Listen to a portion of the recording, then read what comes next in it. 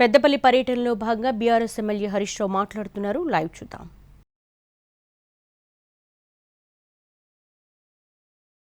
నియోజకవర్గ అన్నా తమ్ముళ్లకు, అక్కా చెల్లెళ్లకు, మీడియా మిత్రులకు అందరికీ పేరు పేరున నమస్కారం. బాగున్నారా? బాగున్నారా అంటున్నా. ఏం బాధపడద్దు, భవిష్యత్తు మనదే. నిన్నయాల రేవంత్ రెడ్డి మాట్లాడుతున్నాడు. ఏమంటుండు? నేనే గెలుస్తా, 2034 దాకా ఉంటా. రేవంత్ రెడ్డి తల కిందికి పెట్టి కాళ్ళు మీదికి పెట్టినా 100 సీట్లతో బీఆర్ఎస్ వచ్చేది ఖాయం ఖాయం.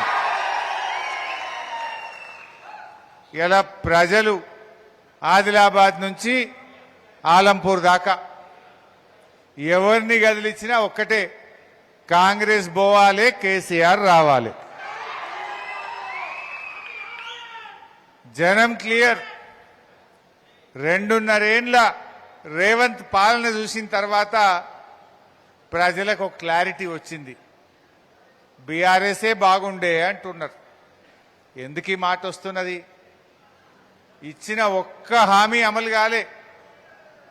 పైగా కేసీఆర్ గారు కొనసాగించిన ఫీజు రియంబర్స్మెంట్ పథకం ఆగిపోయింది. 30 లక్షల మంది ఎస్సీ, ఎస్టీ, బీసీ పిల్లల భవిష్యత్తును ఆగం చేసిండు రేవంత్ రెడ్డి. రైతు బంద్ ఆగిపోయింది, రైతు బీమా ఆగిపోయింది, ఎరువుల సరఫరాలో ప్రభుత్వం ఫెయిల్ అయింది, మక్కలు వడ్లు కొనడంలో రైతులకు చుక్కలు చూపించిండు రేవంత్ రెడ్డి. అందువల్ల నాకు తెలిసి రైతు అనేవాడు ఇక రేవంత్ రెడ్డికి ఓటు వెయ్యడు గాక వెయ్యడు.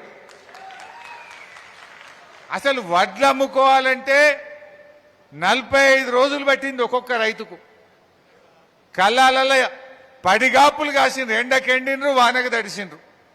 ఇవాళటికి కూడా ఇంకా 20%, 30% వడ్లు ఇంకా కూడా కళ్ళాల్లోనే ఉన్నాయి.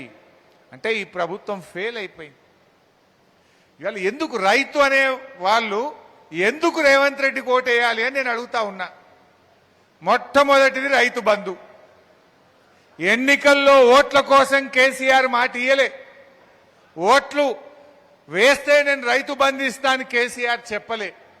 కానీ రైతుల మీద ప్రేమతో రైతు బంధు పథకాన్ని తెచ్చింది కేసీఆర్. మధ్యలో 2 ఏళ్లు కరోనా వచ్చింది.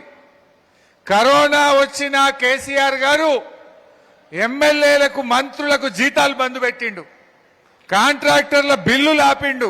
కానీ రైతన్నకు మాత్రం రైతు బంధు వేసి చూపిండు. 11 విడతల్లో 73,000 కోట్ల రూపాయల రైతు బంధు ఇచ్చిండు మన కేసీఆర్. మరి రేవంత్ రెడ్డికి ఏమైంది? ఒకసారేమో మొత్తానికే ఎగబెట్టిండు, ఒకసారి 3 ఎకరాలకు ఇచ్చిండు, ఈ తాప 2 ఎకరాలకే ఇచ్చిండు. అవునా కాదా? ఆ 2 ఎకరాలకు మొన్న కేసీఆర్ జగిత్యాల బయలుదేరితే 1 ఎకరం పడ్డది.